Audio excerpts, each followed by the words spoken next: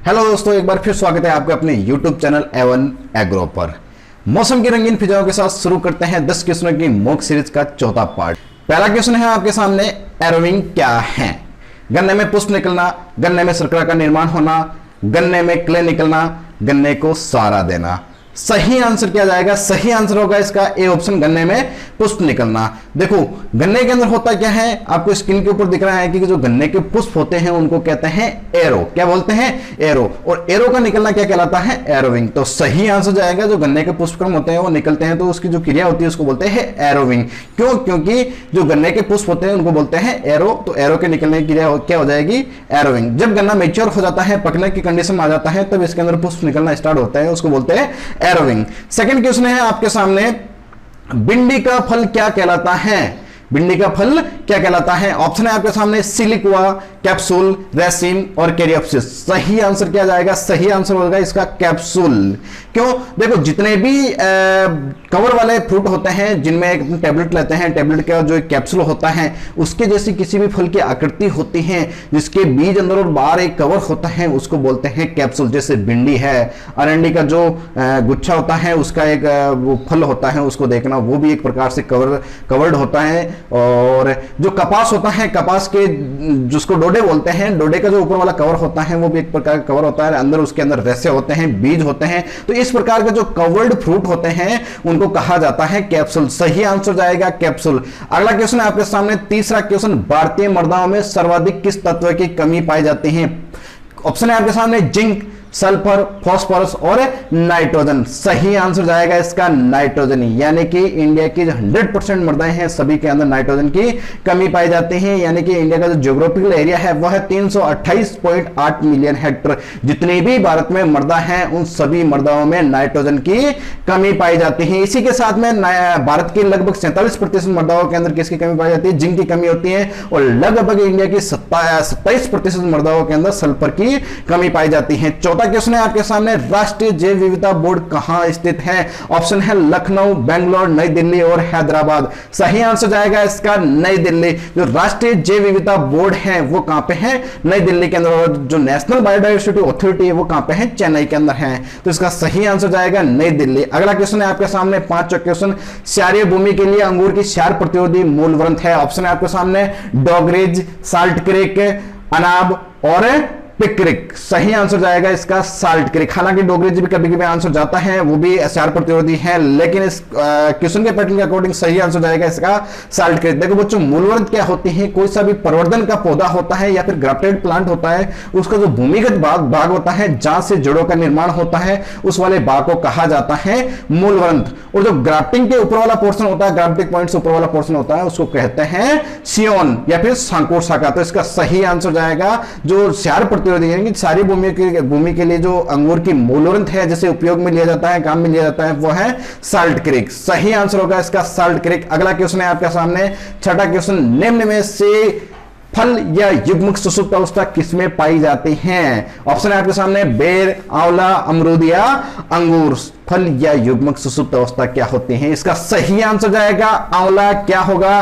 देखो बच्चों, आंवला के अंदर जो फ्लावरिंग का टाइम होता है वो वसंत ऋतु का टाइम होता है, यानी कि फरवरी मार्च के अंदर इसके अंदर फ्लावरिंग होती है। और फ्लावरिंग होने के 21 दिन तक फ्लावर होते हैं वो ओपन रहते हैं। इसके अंदर जो मेल फ्लावर होते हैं वो शाखा की नीचे वाली सतह पे होते हैं, जैसा कि आपको स्क्रीन के ऊपर दिख रहा है। और जो फीमेल फ्लावर होते हैं वो शाखा के ऊपर वाली सतह पर होते हैं। 21 दिन तक ये फ्लावर खुले रहते हैं। 21 दिन के बाद में इनमें पॉलिनेशन होता है, वो होता है क्रॉस पॉलिनेशन, यानी कि पर परागण होता है। पर परागण होने के बाद में जैसे ही परागण हुआ वहां से युग्मक बना, और युग्मक बनते ही युग्मक कहां चला जाता है? सुषुप्त अवस्था में चला जाता है। कितने टाइम के लिए? 3 महीने के लिए युग्मक है वो सुषुप्त अवस्था में चला जाता है और जुलाई तक सुषुप्त अवस्था में रहता है। जैसे ही जुलाई कंप्लीट होती है, जुलाई के लास्ट वीक से ये वापस सुषुप्त अवस्था से बाहर आता है और फल विकसित होना स्टार्ट होते हैं। और लगभग 3 महीने में, यानी कि नवंबर दिसंबर में फल बन करके वापस तैयार हो जाते हैं। तो युग्मक या फल सुषुप्त अवस्था कहते हैं इसको। ये किस में पाई जाती है? आंवला में पाई जाती है। अच्छा क्वेश्चन है।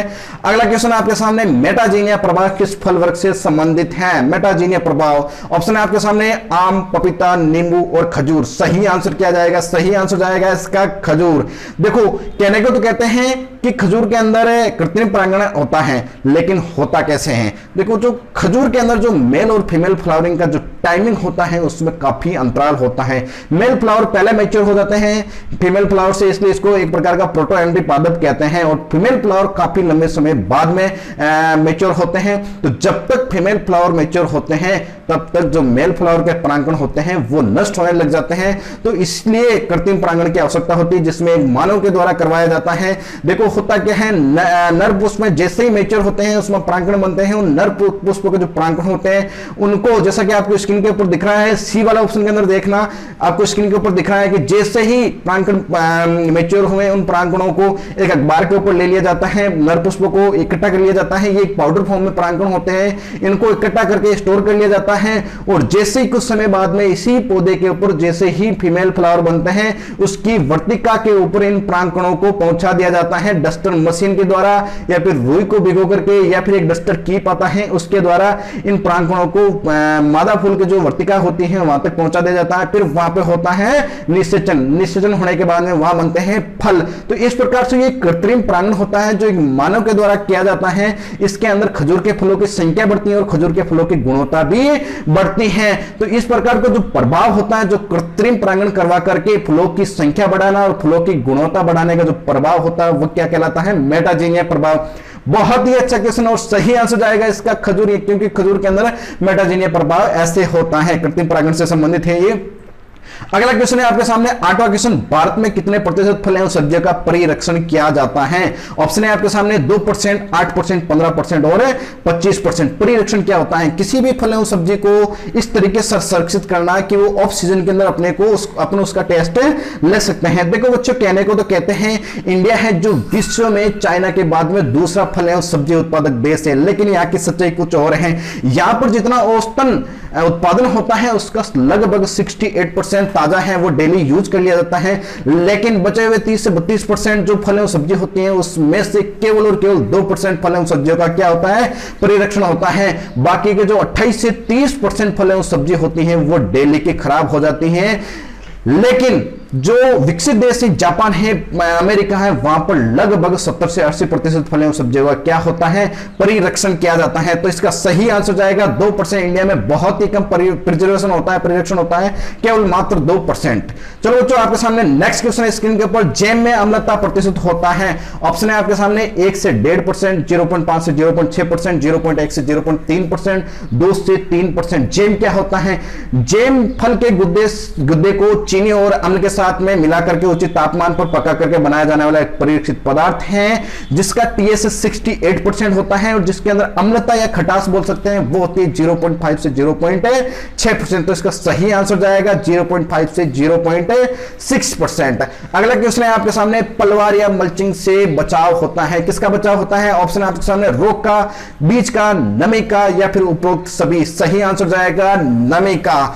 देखो पलवार क्या होती है, मल्चिंग किसे कहते हैं? जो सोइल की सरफेस होती है, मृदा की ऊपर वाली परत होती है, उसको किसी भी माध्यम से, किसी भी करक से ढकना, कवर कर देना, उसको क्या बोलते हैं? पलवार या मल्चिंग। अगर उस मृदा की सरफेस को किसी भी वनस्पति से ढकते हैं, झाड़ी से ढकते हैं, या फिर किसी घास से ढकते हैं तो वो कहलाती है वेजिटेटिव मल्चिंग, यानी कि वनस्पति के पलवार। लेकिन मृदा की जो परत होती है उसको किसी प्लास्टिक से, किसी पॉलीथीन थैली से ढक देना क्या कहलाता है? प्लास्टिक मल्चिंग कहलाता है। जैसा कि आपको स्क्रीन के ऊपर दिख रहा है, प्लास्टिक मल्चिंग है, सब्जियां बो रखी हैं, सब्जियों के जो जड़ क्षेत्र है उसके आसपास में प्लास्टिक मल्चिंग लगा रखी है। इससे क्या होता है कि जो जड़ क्षेत्र है उसके ऊपर प्लास्टिक आ गई, जिससे सनलाइट है वो सीधे के सीधे जड़ क्षेत्र के आसपास की जो मिट्टी है वहां पर सरफेस के ऊपर सीधी नहीं जा रही, डायरेक्ट सनलाइट नहीं जा रही है, जिसकी वजह से जो मिट्टी के अंदर पानी है, नमी है, उसका वाष्पीकरण नहीं हो रहा। वाष्पीकरण नहीं होता है तो भूमि के अंदर जो नमी है वो स्टोर होकर के रहती है। तो इसका सही आंसर जाएगा नमी का बचाव करना। दोस्तों, जो कल का एक वीडियो था उसमें एक क्वेश्चन पूछा गया था, जो एस्परजिलस नाइजर एक फंगस होता है जिसकी वजह से मूंगफली का एक रोग होता है, वो कौन सा रोग होता है? तो उसका सही आंसर जाएगा, वो रोग होता है कोलर रोट रोग। कोलर रोट रोग के अंदर क्या होता है? जो मूंगफली का जो भूमिगत तना होता है, भूमि के जिस नीचे वाला बेस जो स्टेम होता है वो सड़ जाता है, मूंगफली की जो फलियां होती है, पोड होती हैं, उसके अंदर सड़न आ जाते हैं, काले काले पोड बन जाते हैं। इसी को बोलते हैं कोलर रोट डिजीज, जो एस्परजिलस ऑर्गेनाइजर की वजह से होता है। यहां से एक क्वेश्चन और पूछना चाहता हूं मैं, जिसका आंसर आपको नेक्स्ट वीडियो में मिलेगा। आप इसको जल्दी कमेंट करके बताएगा इसका सही आंसर क्या जाएगा। भारत के अंदर सन 1920 के अंदर एक प्रथम परिरक्षण उद्योगशाला स्थापित की गई थी।